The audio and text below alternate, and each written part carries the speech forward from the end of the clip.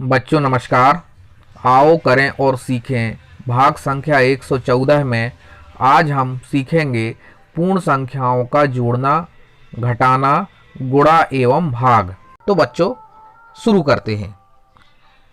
पहला प्रश्न, मेहुल के पास 525 रुपए हैं, रीना के पास 750 रुपए हैं।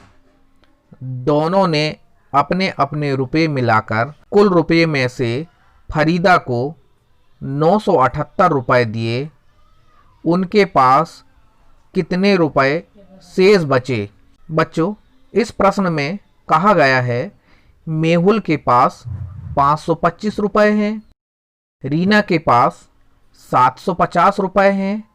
अब बच्चों ये दोनों अपने अपने रुपए को मिलाते हैं। अब बच्चों इन दोनों के पास के रुपयों को हम जोड़ेंगे। अब बच्चों हम सबसे पहले इकाई वाली संख्याओं को देखते हैं।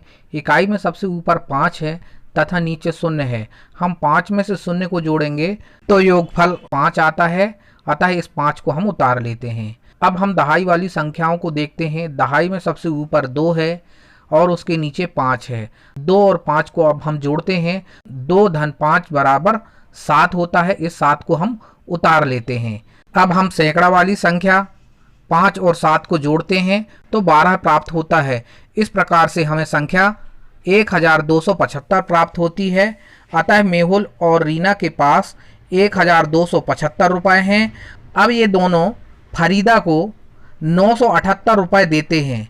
अतः हम 1275 में 978 को घटाते हैं। बच्चों सबसे पहले इकाई वाली संख्याओं को हम घटाते हैं। तो इकाई में हमें सबसे ऊपर 5 दिख रहा है और नीचे इकाई में हमें 8 दिख रहा है। चूँकि बच्चों ऊपर इकाई में छोटी संख्या है और नीचे इकाई में बड़ी संख्या है, अतः छोटी संख्या में से बड़ी संख्या नहीं घटेगी। इसलिए हम ऊपर में दहाई वाली संख्या 7 से एक उधार लाते हैं। इस प्रकार यह संख्या 15 हो जाती है। 15 में से हम 8 को घटाते हैं तो हमें शेषफल 7 प्राप्त होता है, जो हम इकाई के नीचे लिख देते हैं। इसी प्रकार से अब हम देखते हैं दहाई में सबसे ऊपर 6 बचा है और नीचे 7 है।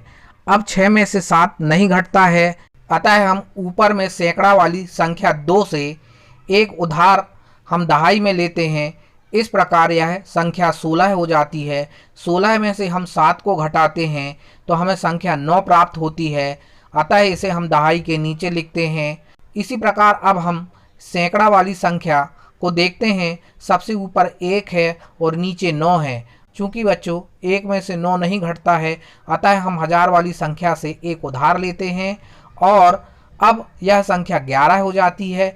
11 में से 9 को घटाते हैं तो 2 प्राप्त होता है। इस 2 को हम सैकड़ा के नीचे लिखते हैं। और बच्चों हजार वाले स्थान में अब 0 बचा है, इसलिए हम इसे नहीं लिखते हैं और इस प्रकार से यह संख्या 297 प्राप्त होती है। अतः उत्तर में बच्चों 978 रुपये फरीदा को देने के बाद मेहुल और रीना के पास 297 रुपये शेष बचे। प्रश्न क्रमांक 2, एक टैंकर में 19,000 लीटर पानी है।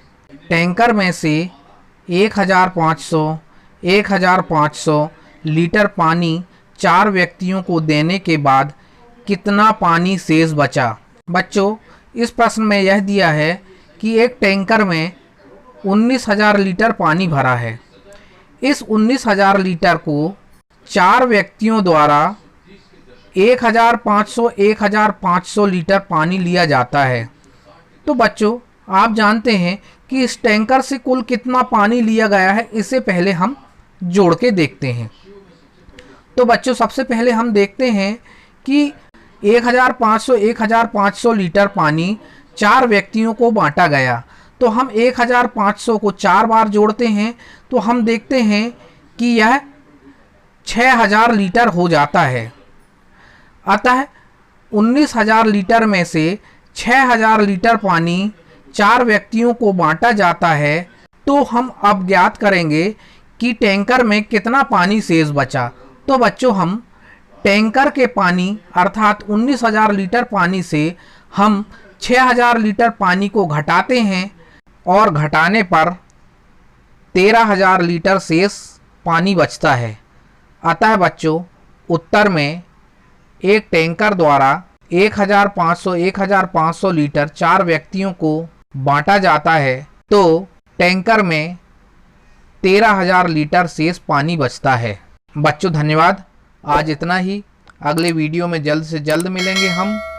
आपसे एक अनुरोध है कि यदि आपने हमारे चैनल को सब्सक्राइब नहीं किया है तो इस चैनल को सब्सक्राइब करें और लाइक करें और अधिक से अधिक शेयर करें। धन्यवाद।